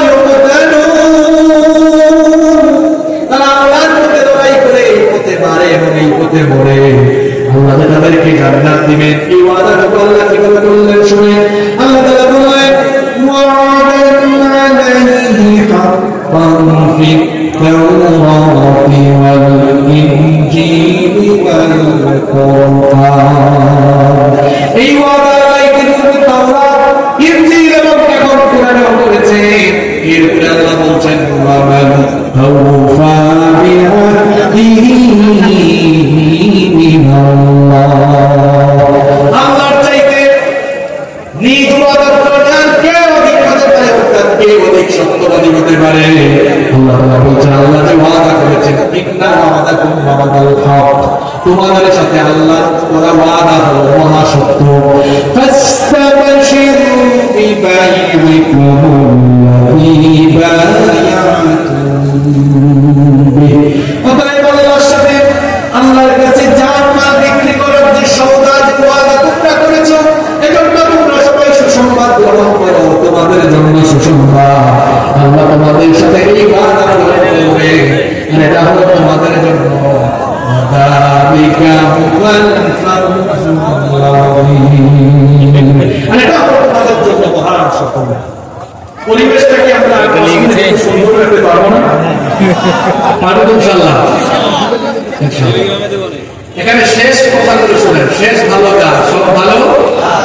ওয়াযালিকা হুয়াল ফাওজুল আযীম। আমি কমিটিকে আজকে অনুরোধ করে যাব যে এভাবে চাকর না পাঠি আপনারা সুন্দর একটি সিস্টেম রাখতে পারেন। আপনারা কিছু দূর করব, আপনারা এলাকায় কি বলে থাকে, গ্রাম বলে থাকে, গ্রাম আপনার চাট করে আল্লামা দেওয়ার হোসেন সাঈদী সাহেব সেই মাহফিল চালু করেছিলেন। আমি গত 5 বছর ধরে সেখানে যাই।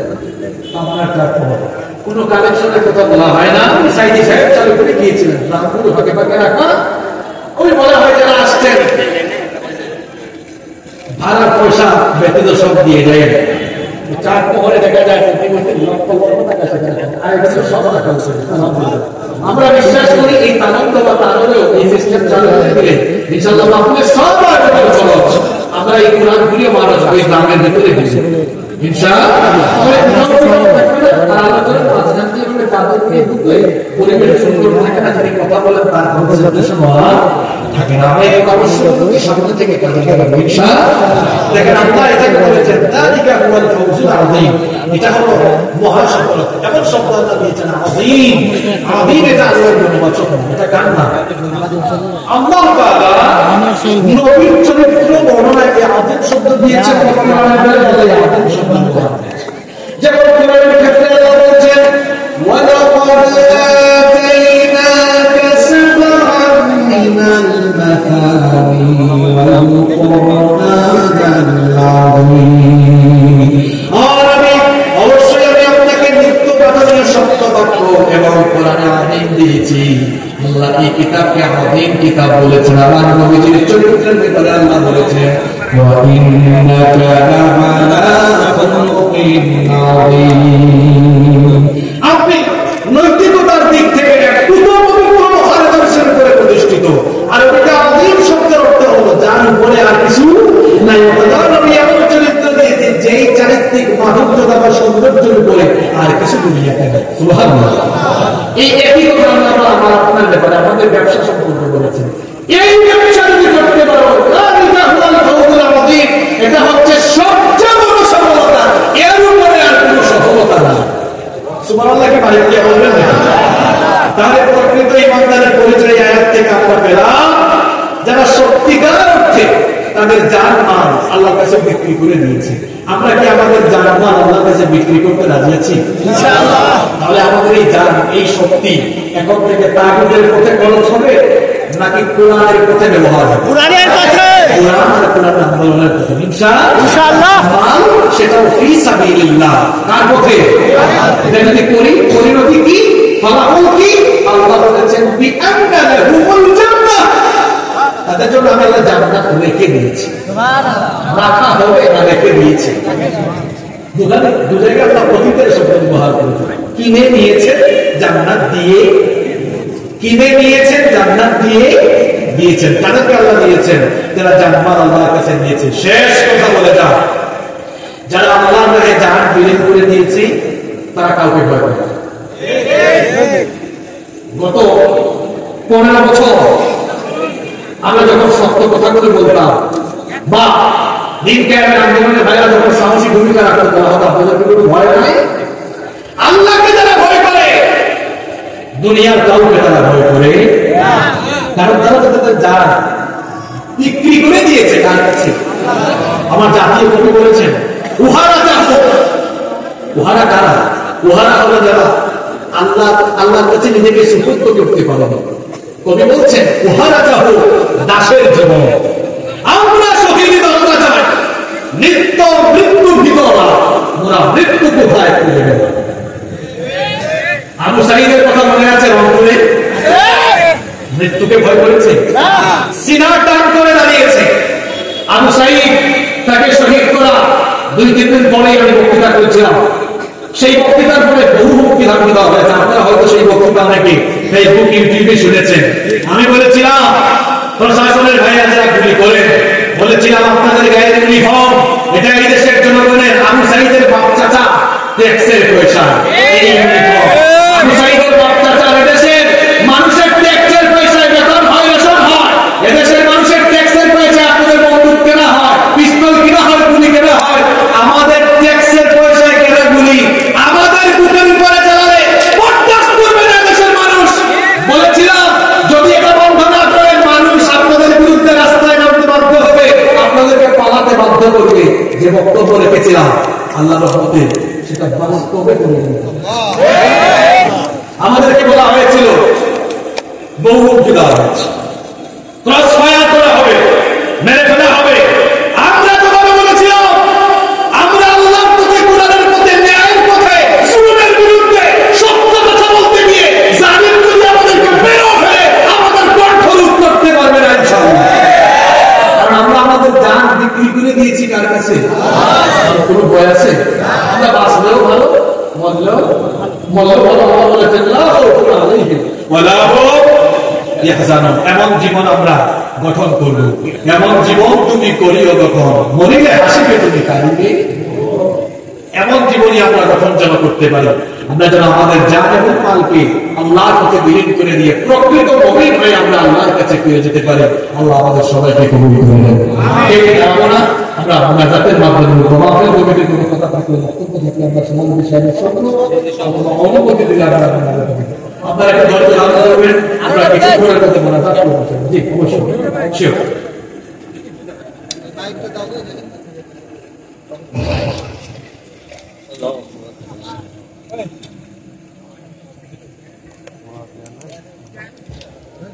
দেন সাইড দেন না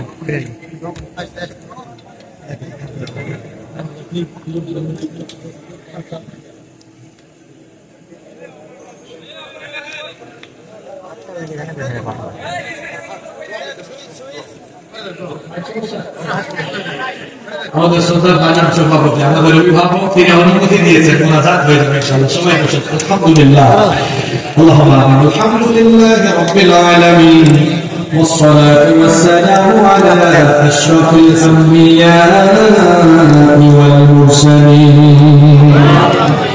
ربنا ظلمنا أنفسنا وإن لم تغفر لنا وترحمنا لنكونن من الخاسرين.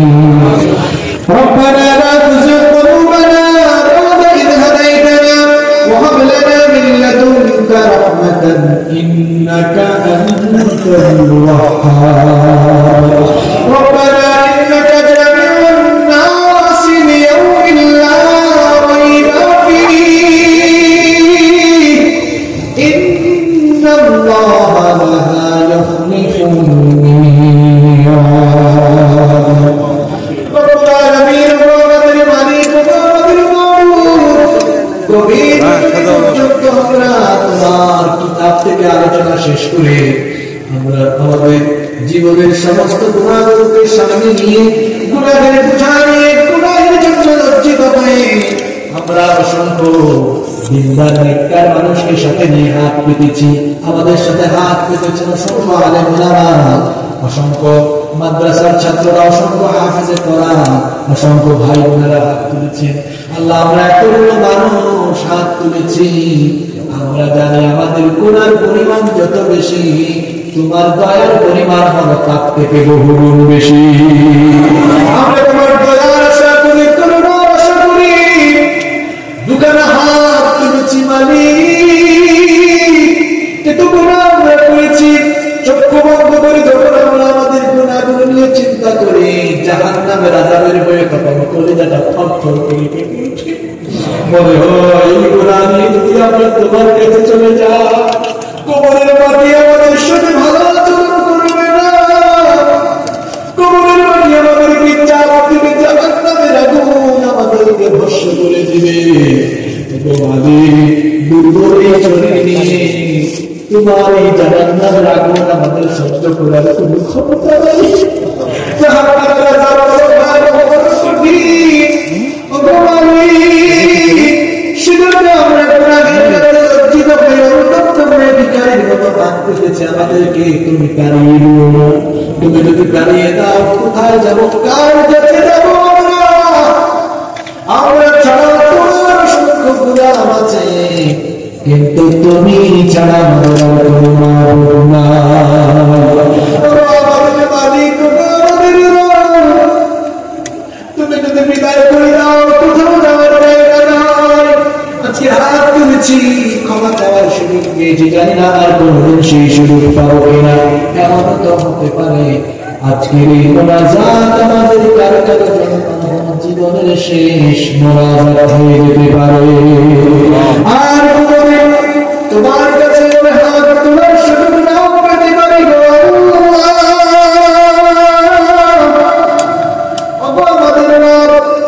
সেজন্য যে গুনাহ করেছি, গুনাহের দিকে না তাকিয়ে তোমার গাফফার নামের খাতিরে আমাদের জীবনের জানা জানা ছোট বড় যত গুনাহ আছে দয়া করে সব গুনাহ মাফ করে দিয়ে আমাদেরকে মাসুম বানিয়ে বাড়িতে ফিরিয়ে দাও। রব্বুল আলামিন আমাদেরকে অভিশপ্ত শয়তানের ওয়াসওয়াসা থেকে হেফাজত করো।